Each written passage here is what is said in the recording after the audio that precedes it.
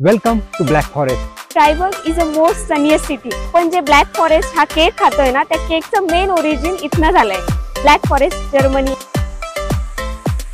तर त्याचं लग्न फ्रायबर्गच्या मुलीशी किंवा मुलाशी होईल. हे डे 2 इन ब्लॅक फॉरेस्ट. कोणत्या टॉप मोस्ट व्ह्यू पॉइंटला पोहोचलाय.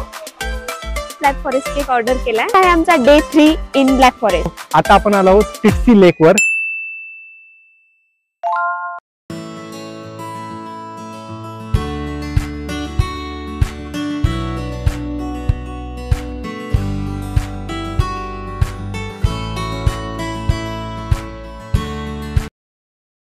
आम्ही फ्रायबर्गमध्ये ज्या हॉटेलमध्ये थांबलोय ना 2 डेज साठी, मी त्या हॉटेलचं तुम्हाला क्विक रूम टूर देते.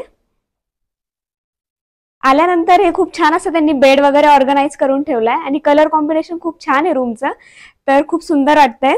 आणि इथे लॅम्प ठेवला जर आपल्याला काही रीड वगैरे करायचं असेल तर. अँड इथे गॅलरी आहे बाहेर.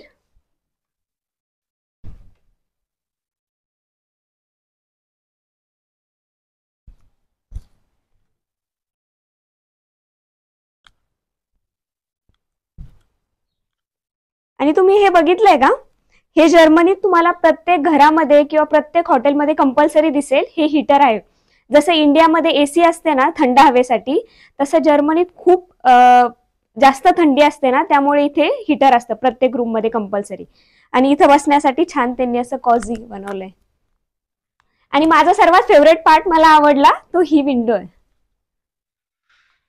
किती सुंदर दिसते. थोडं रेस्ट करून मग आम्ही निघालो फ्रायबर्ग सिटी एक्सप्लोर करायला. Welcome to the Black Forest. आज आम्ही आलो आहोत फ्रायबर्ग या एरियामध्ये. फ्रँकफुर्टवरून 3 तासाच्या अंतरावर आहे.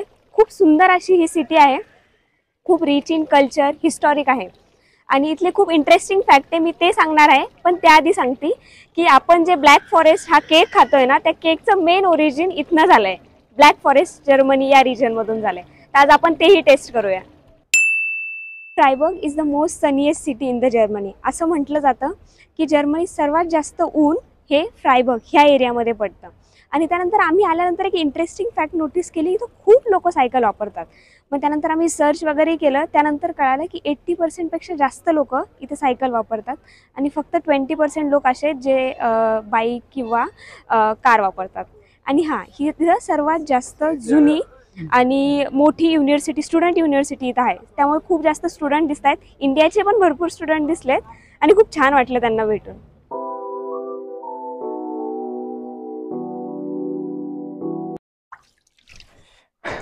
हे आहेत बॅचले, फ्रायबर्गचं प्रमुख वैशिष्ट्य. पुरातन काळात याचा उपयोग गुरांना पाणी पिण्यासाठी आणि जाळ विझवण्यासाठी होता. आता याचा उपयोग जस्ट थंडावा राखण्यासाठी आणि टुरिस्टचे एक वन ऑफ द अट्रॅक्शन आहे. हे फ्रायबर्गचं वैशिष्ट्य आहे. आणि इथे एक अंधश्रद्धा पण आहे की जर कोणी टुरिस्ट आला आणि त्याचा पाय चुकून या पाण्यात पडला तर त्याचं लग्न फ्रायबर्गच्या मुलीशी किंवा मुलाशी होईल. आणि सगळ्यात महत्त्वाचं, हे पाणी एवढं स्वच्छ आहे, यात कोणीही सांडपाणी टाकत नाही, कचरा टाकत नाही. आणि संपूर्ण फ्रायबर्ग शहरात या पॅशलेचं जाळं आहे. आणि पाहू शकता याचं संवर्धन पण त्यांनी किती छान प्रकारे केलं आहे. खरंच. Right in the centre of city हे आहे फ्रायबर्ग म्युन्स्टर. हे 800 वर्ष पुराणं आहे. आणि तुम्हाला जे दिसत आहेत ना, ते स्टॅच्यू सारखं बाहेर आलेलं गार्गॉइल्स, असे 91 गार्गॉइल्स या म्युन्स्टरला आहेत. आणि असं बोललं जातं की इव्हिल स्पिरिट जी असती ना, ती इव्हिल स्पिरिट यांच्यापासून फ्रायबर्ग या शहराला वाचवते. बट त्याचं रिअल काम आहे की पावसाचं पाणी जे वरती साचलेलं असतं ना, की त्यांचं जे माउथ दिसतंय ना, तिथून ते पाणी खाली पडतं. हे त्याचं रिअल रिझन आहे. आणि वर्ल्ड वॉर 1 आणि 2 दोन्हीमध्ये याला काहीच झालं नव्हतं, टचही झालं नव्हतं. त्यामुळे याची ब्युटी अनटच आहे आणि खूप सुंदर आहे दिसायला पण. बघूया आपण आतमधून पण.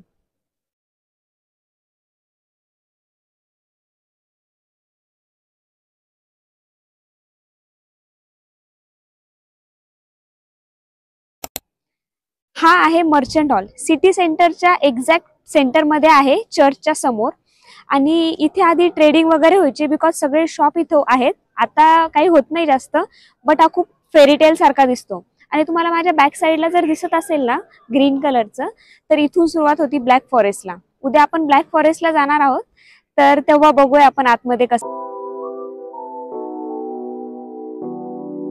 माझ्या मागे तुम्हाला जे दिसतंय ना ते ट्रॅम्प आहेत. हे जर्मनीत तुम्हाला सगळीकडे दिसेल, बट फ्रायबर्गचे जे ट्रॅम्प आहेत ना ते खूप कलरफुल आहेत आणि क्यूट आहेत. मला तर खूप आवडले.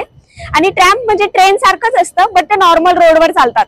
त्यांचा रोड वेगळा आहे, तिथे कार वगैरेही चालतात आणि तेही चालू शकतं ट्रॅम्प.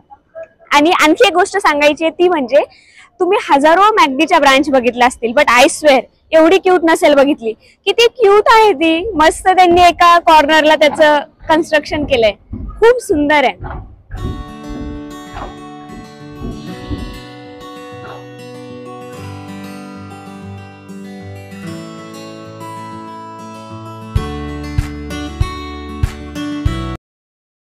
हे बघा, आज आम्ही फ्रायबर्ग मध्ये चालताना ना आम्हाला भरपूर इंडियन रेस्टॉरंट मिळाले. आणि इथे पण जयपूर रेस्टॉरंट आहे. मँगो लस्सी 300 रुपयाला दाखवतात आणि व्हेजची जी थाली आहे ना ती अप्रॉक्स 1400 रुपयाला दाखवतात. बट आम्ही आज इथे नाही जेवलोय. युरोप एवढं सुंदर काय, मला असं वाटतं त्याचं एक रिझन असेल की हे लोक घर खूप सुंदर ठेवतात. माझ्या मागे तुम्ही जे घर बघताय ते बघा, त्यांनी किती छान डेकोरेट केले. पूर्ण विंडो मध्ये फ्लावर्स आहेत. आणि हे जे घर बघताय ना तुम्ही, यावर त्यांनी लिहिलंय की ते इसवी सन 1381 मध्ये बांधलेलं घर आहे. तरी अजून किती सुंदर आहे बघा.